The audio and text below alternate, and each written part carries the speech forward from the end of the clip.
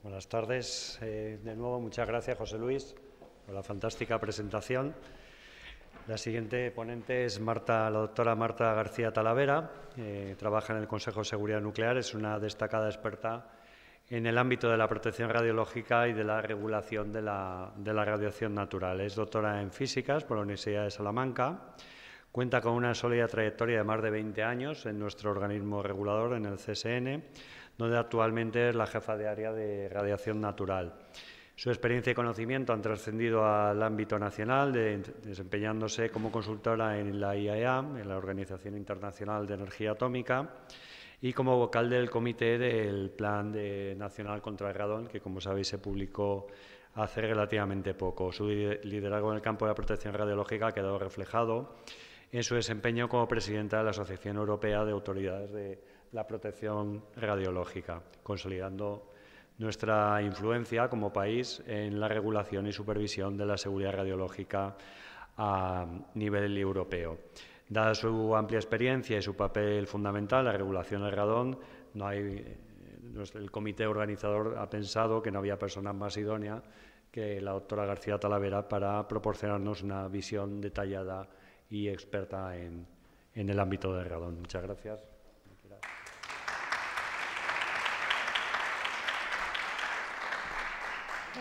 Bueno, pues muchísimas gracias por la presentación. Entre tanto, quiero agradecer al Colegio de Físicos la invitación. Estoy encantada de participar en la jornada. El año pasado, que fue sobre el Plan Nacional, no pude asistir, así que, bueno, pues compensamos este. Voy a empezar, dando unos antecedentes, explicando un poco el contexto de la regulación que tenemos hoy por hoy. Hablar también del marco europeo, porque lo que tenemos hoy que cumplir en España viene de requisitos de… Vaya, se ha estropeado. Viene de requisitos de la Comisión Europea. Y luego, fundamentalmente, iba a hablar de los dos reglamentos que contienen más información sobre protección ocupacional frente al radón, aunque, como comentó ya Luis Quindós, se ha aprobado esta misma semana la instrucción del CSN sobre municipios de actuación prioritaria, con lo cual pues os voy a dar también algunas orientaciones sobre el texto, aunque todavía no está aprobado, o sea que, pero lo que crea que es definitivo os lo puedo adelantar. Históricamente se sabía que el radón era perjudicial para la salud ya desde el siglo XIX. Incluso en el siglo XVI había ya evidencias de mayor mortalidad por enfermedad respiratoria en trabajadores de minas subterráneas. Basándose fundamentalmente en los estudios epidemiológicos en mineros, en los que desde hacía décadas se contrastaba ya la exposición al radón, la Agencia Internacional del Cáncer clasificó el radón como carcinógeno humano de primera categoría en 1988. Sin embargo, desde mucho tiempo pues se pensaba que era un problema fundamentalmente asociado a determinadas profesiones y a gente que estaba expuesto a concentraciones de radón muy elevadas. Fue a partir de la década de los años 80 en los que un gran número de estudios demostraron que el radón era también un riesgo importante para la población en general.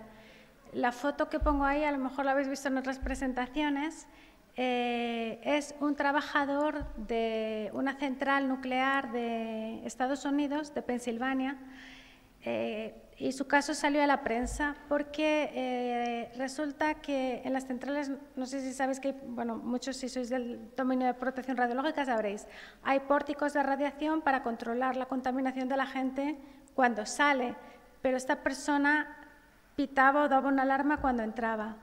Investigando descubrieron que ello se debía a que la concentración en su casa era muy elevada, llegaron a medir hasta casi 100.000 becquerelio metro cúbico. Pero gracias a este caso tan concreto, el problema del radón residencial pasó a la opinión pública.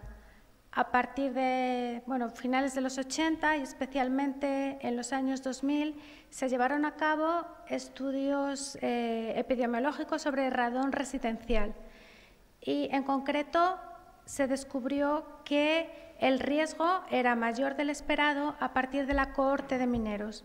Y esta es la razón fundamental por qué en las últimas décadas la protección contra el radón ha adquirido un papel tan relevante en las regulaciones de muchos países. De hecho, la ICRP, la Comisión Internacional de Protección Radiológica, que es el organismo de referencia en cuanto a protección radiológica y que con sus recomendaciones sienta las bases del sistema de protección radiológica operacional, ya desde muy atrás venía advirtiendo de los riesgos asociados al radón. En concreto, en sus recomendaciones del año 1977, mencionaba ya que era necesario protegerse de los niveles elevados de concentración de radón que podían aparecer en las viviendas. Nuestra reglamentación actual está basada en las recomendaciones de la ICRP del año 2007 y aquí ya se da un tratamiento de la exposición al radón dentro del marco de situaciones de exposición, que son situaciones de exposición planificada, existentes y de emergencia. En concreto, la exposición al radón se considera una situación de exposición existente. Además, en el año 2014, la ICRP sacó una publicación específicamente dedicada a protección frente al radón.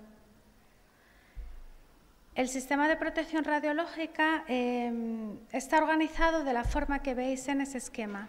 Las recomendaciones de la ICRP normalmente se basan en estudios científicos y de manera muy destacada en los informes de ANSCEAR, que es otro organismo de las Naciones Unidas. Después, las normas internacionales recogen a su vez las recomendaciones de la ICRP. Este es el caso, por ejemplo, de las normas básicas de seguridad de la OIEA o de la Directiva Europea de Normas Básicas de Seguridad contra las radiaciones ionizantes, que se publicó en el 2013, y a su vez los distintos países adoptan estas normas y recomendaciones internacionales a las legislaciones nacionales. La Comisión Europea, en concreto, fue pionera a nivel internacional en el ámbito del radón. En el año 90 sacó ya una recomendación de la Comisión sobre la protección del público contra el radón en interiores. En esta se fijaban niveles, eran recomendaciones, pero de 200 becquerelio metro cúbico para viviendas de nueva construcción y 400 becquerelio metro cúbico en viviendas ya construidas. Pero bueno, donde realmente adquirió mucha mayor relevancia la protección frente al radón fue con la publicación en 2013 de la Directiva 2013-59 Euratom. Esta directiva establece las normas de seguridad básicas para la protección contra los peligros derivados de la exposición a las radiaciones ionizantes y exige a los Estados miembros que pongan en marcha planes nacionales de actuación contra el radón para defender a su población. El objetivo de estos planes debe ser, a largo plazo, reducir el número de cánceres en la población debidos al radón. Y además, establece que los niveles de referencia para el radón en el aire interior de los lugares de trabajo no deben exceder 300 becquerelio metro cúbico. Es decir, que pone obligaciones directas a los Estados miembros de poner en marcha estos planes y también a los empleadores de implementar estos niveles de referencia de 300 becquerelio metro cúbico en los lugares de trabajo. Pero bueno, el radón, aparte de un problema de protección radiológica, o sea, sabéis que las mayores dosis de radiación de la población en general se deben al radón, en particular para el colectivo de trabajadores expuestos, también las dosis más importantes son las recibidas por el radón. Por eso, toda la reglamentación y normativa de protección radiológica considera el radón un tema relevante. Pero es que también el radón es un problema de salud pública y, bueno, pues como tal hay que considerarlo. Dentro de esta línea, cada país debe establecer sus propias estrategias y, bueno, priorizar el problema en función de la importancia que tenga a nivel nacional, que desde luego pues no es lo mismo a lo mejor en países desarrollados que en países menos desarrollados. Veis ahí, por ejemplo, datos de prevalencia de cáncer de pulmón de distinguiendo según el índice de desarrollo del país. En los países que están en el cuartil más alto, como es el caso de España, pues hay bastante prevalencia de cáncer de pulmón e indirectamente también de cánceres debidos al radón. Sin embargo, en países menos desarrollados, pues el cáncer de pulmón es mucho menos importante. Con esto quiero decir que tampoco podemos esperar una armonización a nivel internacional, porque en cada país tendrá un peso y tendrá que valorar qué recursos dedicarle al problema del radón. Internacionalmente, bueno, pues las directivas europeas, como sabéis, son de cumplimiento obligado en todos los Estados miembros. Hoy por hoy, todos los Estados miembros disponen ya de planes nacionales contra el radón. Podéis ver ahí en ese gráfico la evolución. Pues en 2014, que es el año en el que se aprobó la directiva, un 25% de los países tenían planes nacionales contra el radón. 2018, que era la fecha tope para la transposición, un 45%. Y en 2022 un 90%. Hoy por hoy, pues todos los países disponen de planes nacionales de actuación. Lamentablemente tengo que decir que los últimos fuimos España y Portugal, pero bueno, estamos ya al día.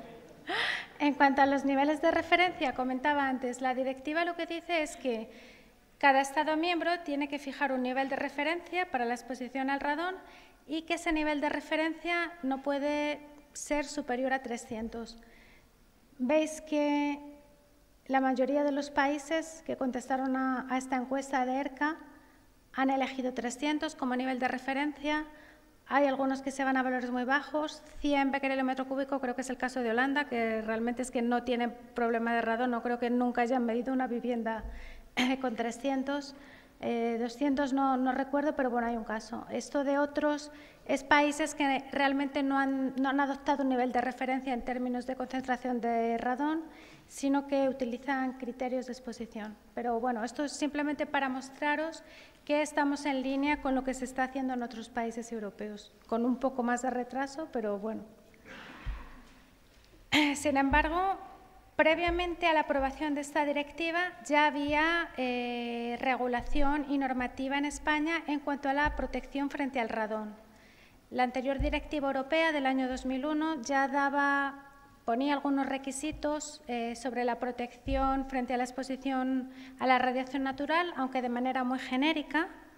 Estos en España se desarrollaron mediante la instrucción IS-33 del CSN, que se publicó en el año 2012.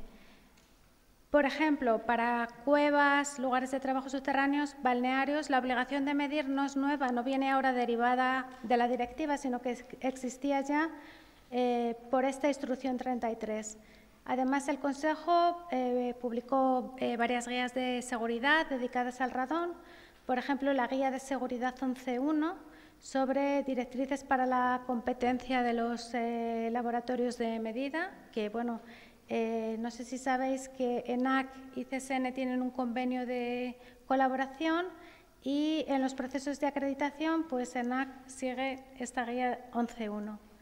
Y luego también se sacó una guía de seguridad 11.4 sobre la metodología que había que seguir para evaluar la exposición al radón en los lugares de trabajo. Algunas de las recomendaciones de esta guía han pasado ahora a la instrucción de municipios de la que hablábamos al inicio, con lo cual ya no son recomendaciones, las guías son recomendatorias, sino que pasan a ser de cumplimiento obligatorio. Y bueno, pues también quiero destacar que el Consejo, a lo largo de muchos años, estuvo financiando proyectos de investigación de diversas universidades. En cuanto a medición de niveles de radón en España, la mayor parte de estas mediciones vienen de la Universidad de Cantabria, pero bueno, también la UAB participó, la Universidad de Santiago de Compostela, integrando estas mediciones y otra información radiológica, en concreto el mapa MARNA del CSN de radiación gamma natural y también información geológica. Se publicó en 2017 este mapa de aquí, que es el mapa de potencial de radón de España. lo que hace es, bueno, pues marca las zonas donde es más probable encontrar concentraciones con niveles superiores al nivel de referencia.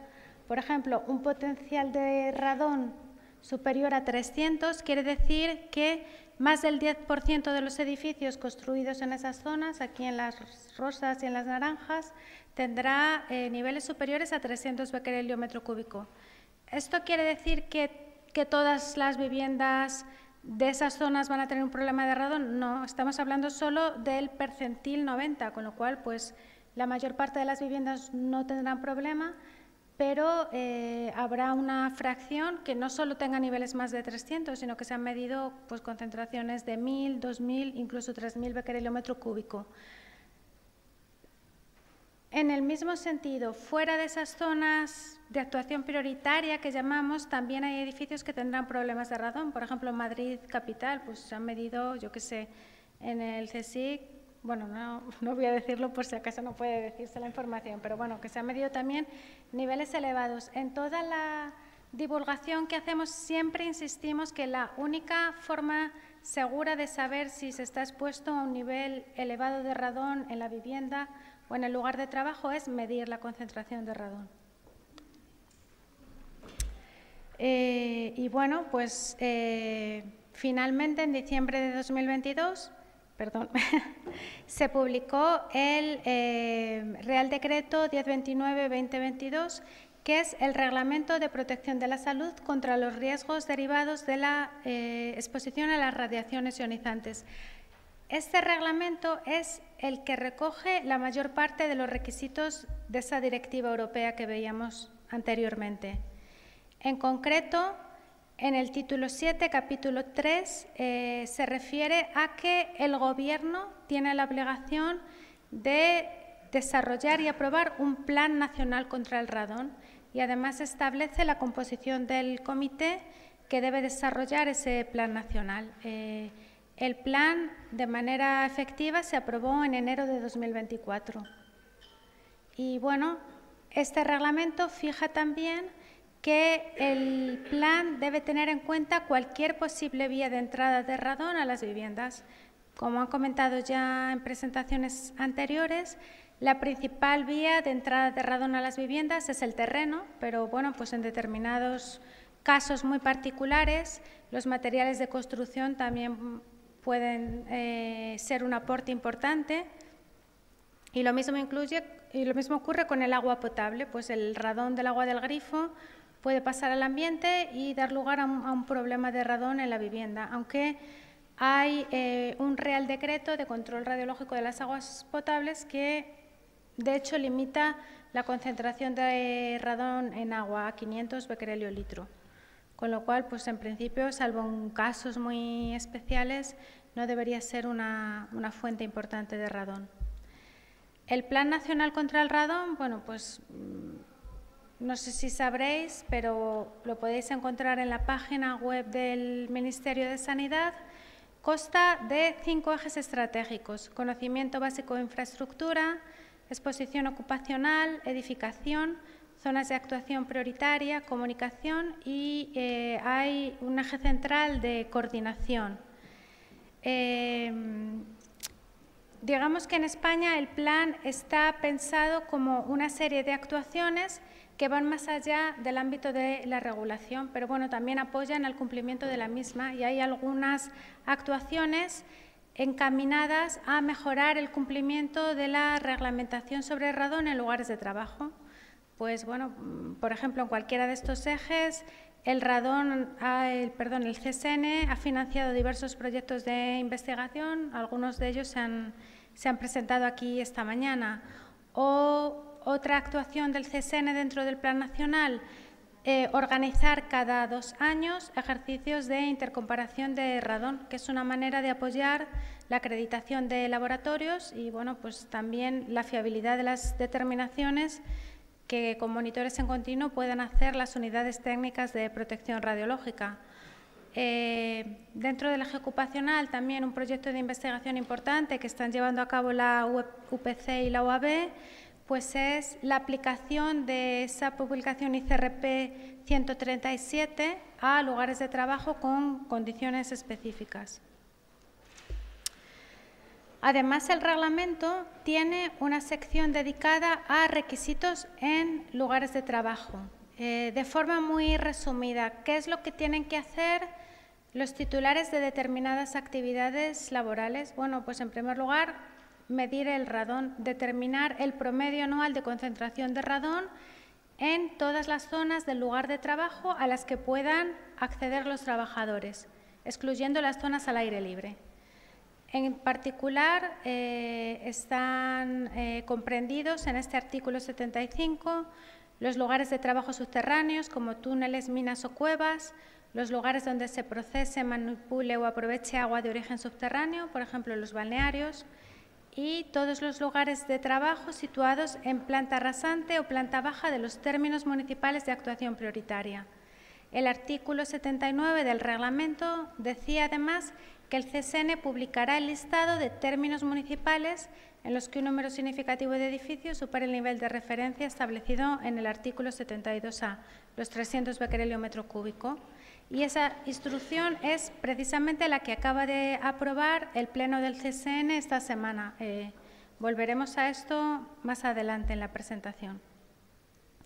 ¿Cuál es el esquema a seguir en un lugar de trabajo? Bueno, pues en primer lugar lo que podríamos llamar la fase de cribado. Lo primero que hay que hacer es medir radón.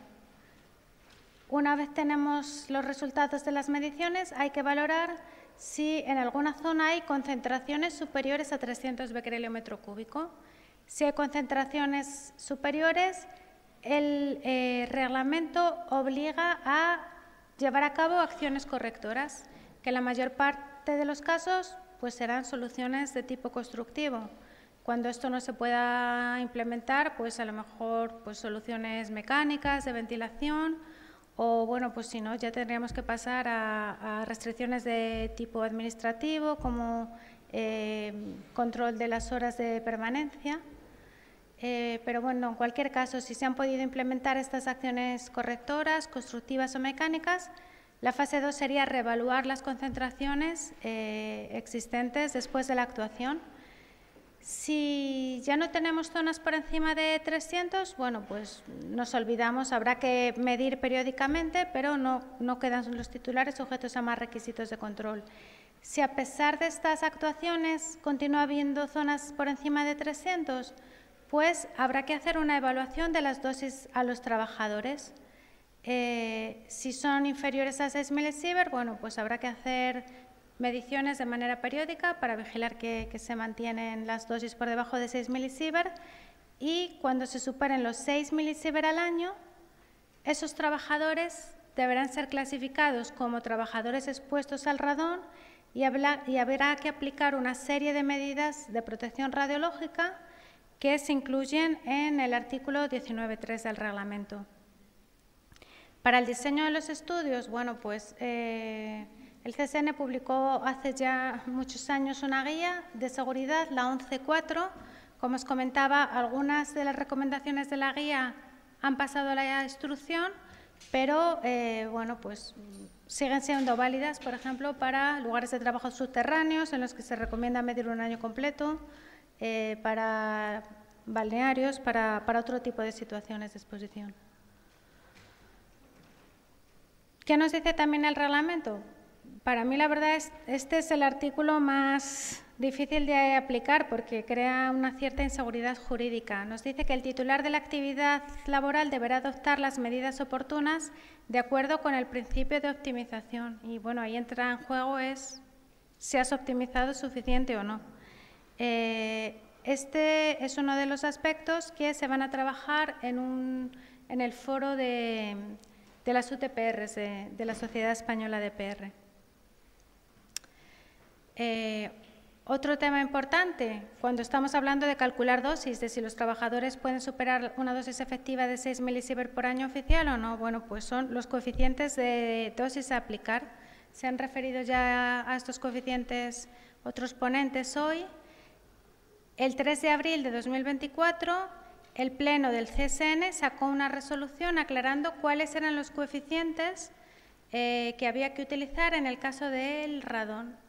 Y bueno, en concreto dio un periodo de 1 año durante el cual se podía seguir utilizando el coeficiente de ICRP 65, pero como podéis ver, esta jornada, vamos, está clavada porque ha finalizado justamente ahora este año, y a partir de ahora hay que empezar a aplicar los coeficientes de dosis de la ICRP 137, parte 3. Esto, en la mayoría de las situaciones, supone multiplicar por 2 el coeficiente de dosis anterior, pero en algunos casos es que se multiplica por 4.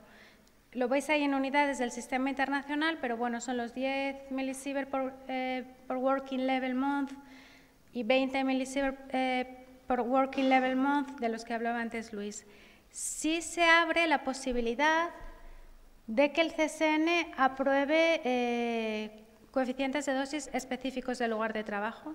Y ahí, bueno, estamos a la espera de un proyecto de investigación que están llevando a cabo la UPC y la UAB, que después tendremos que ver cómo implementar en España.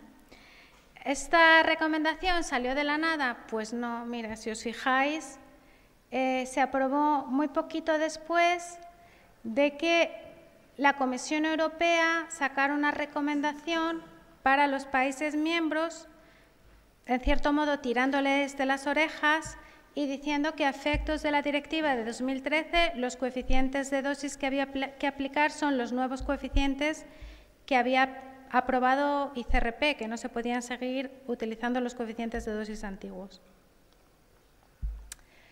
En cuanto al artículo 19.3 que veíamos en el esquema gráfico, bueno, pues no tenemos tiempo de entrar en detalle, pero os leo brevemente los requisitos que hay que aplicar.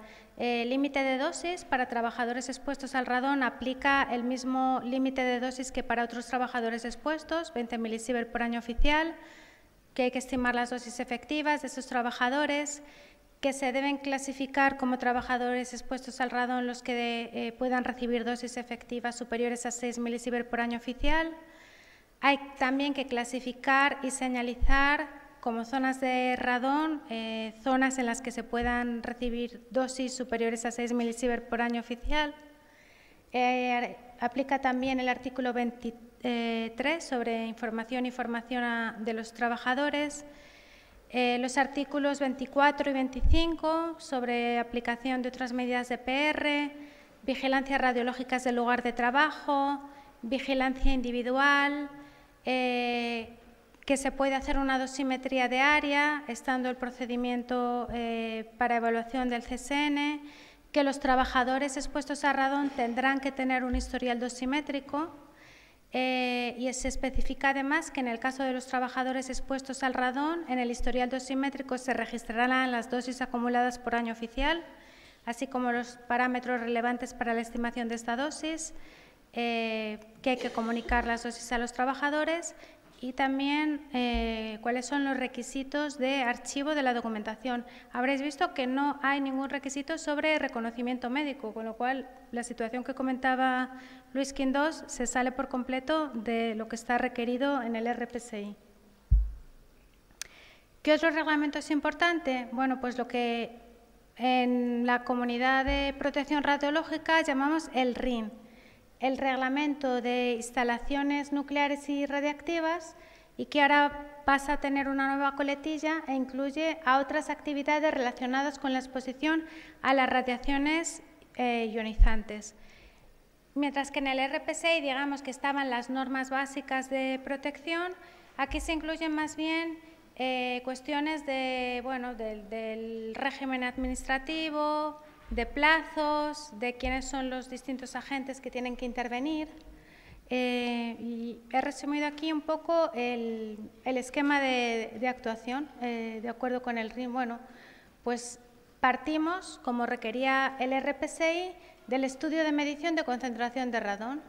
En ese estudio habrá que valorar si tenemos en el lugar de trabajo zonas con una concentración mayor de 300. Si no las tenemos, bueno, pues simplemente habrá que actualizar el estudio de medición periódicamente.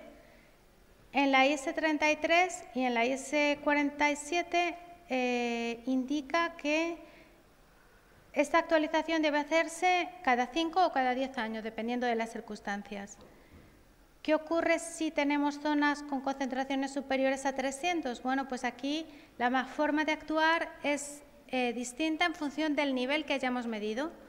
Cuando hayamos detectado que tenemos zonas del lugar de trabajo con concentraciones superior a 1000 becquerelios metro cúbico, se le da un mes al titular de la actividad laboral para contratar una UTPR y presentar la declaración a la comunidad autónoma.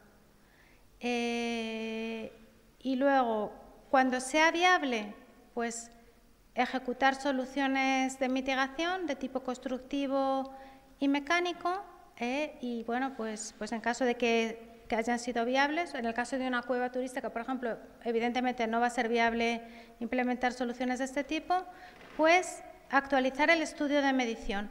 ¿Por qué aquí es este plazo tan corto? ¿Y por qué contratar a una UTPR tan rápido? Bueno, pues porque cuando tienes concentraciones superiores a 1000 es más probable que haya trabajadores que pueden superar el límite de dosis. Entonces, la idea es que la UTPR, si es necesario, pueda establecer medidas con carácter inmediato para evitar que se supere esa, que se produzca esa superación del límite de dosis. Después de actualizar el estudio de medición, si hay zonas que todavía tienen concentraciones de radón superiores a 300 becquerelios metro cúbico, bueno, pues habrá que aplicar los requisitos correspondientes del RPSI, en concreto el artículo 75.2 y el 19. Y además habrá que remitir al CSN el estudio de optimización, que incluye la optimización de dosis. Ese estudio lo tiene que hacer una UTPR. Y en caso de que haya trabajadores que reciben más de 6 milisievert al año, también hay que remitir al CSN el programa de vigilancia dosimétrica. O sea, eso que comentaba Luis, que a lo mejor había gente que con el promedio anual estimaría dosis y claro, que sería una información muy errónea. No se debe hacer así, o sea, hay que remitir un programa de vigilancia dosimétrica al Consejo, que pues aprobará el programa o requerirá modificaciones. Evidentemente, en una cueva o en un lugar de trabajo donde haya mucha variabilidad a lo largo del año, pues la estimación pues a lo mejor habrá que hacerla mensual o quizá incluso con un periodo más corto. ¿Qué pasa cuando sí que hemos detectado concentraciones superiores a 300 becquerelios metro cúbico, pero no llegamos a identificar zonas con 1000? Bueno, pues básicamente lo que hay que hacer es lo mismo, lo que pasa que no con plazos tan ajustados. En este caso, se le daría un plazo de 1 año al titular para que intente rebajar la concentración de radón mediante soluciones constructivas. Si se implementan estas soluciones, tiene un plazo de 1 año adicional para reevaluar las concentraciones de radón, y solo en los casos en los que no se haya podido bajar de 300 es cuando tiene que presentar la declaración a la comunidad autónoma. Y luego, bueno, pues estos requisitos idénticos al caso que valorábamos antes. También importante, ¿quiénes son los agentes a los que deben recurrir los titulares? Bueno, pues algunos se fijan en el RPSI, otros en el RIN. Para las medidas, pues tienen que hacerlas laboratorios que dispongan de acreditación para la medición de la concentración de radón en aire. Esto se requiere en el artículo 76 del RPSI. El informe en sí, el estudio de medición, la planificación, según el artículo 76, lo puede hacer el propio titular, los trabajadores designados por este, un servicio de prevención propio o ajeno o una UTPR.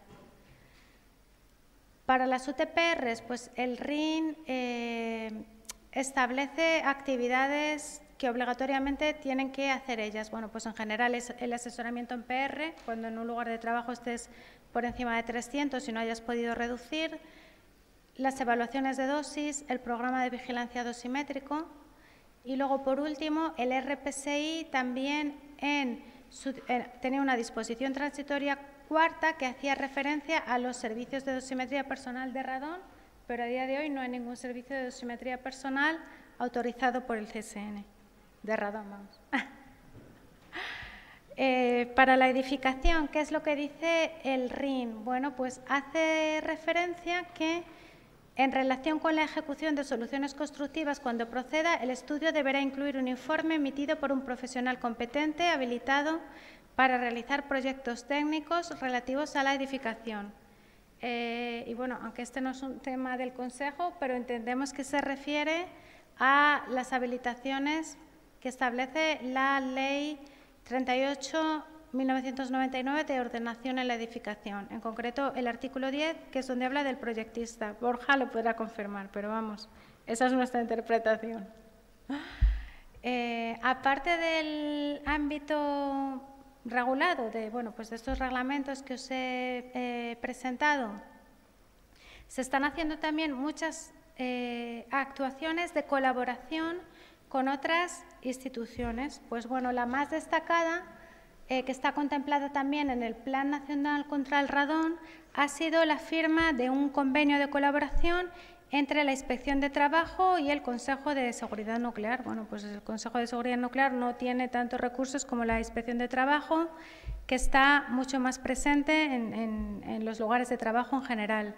Mediante ese convenio, la Inspección de Trabajo notificará al CSN los incumplimientos que detecte de determinados artículos. Bueno, en concreto, lo que tienen que verificar es que realmente los lugares de trabajo que tenían que medir radón, pues han medido radón.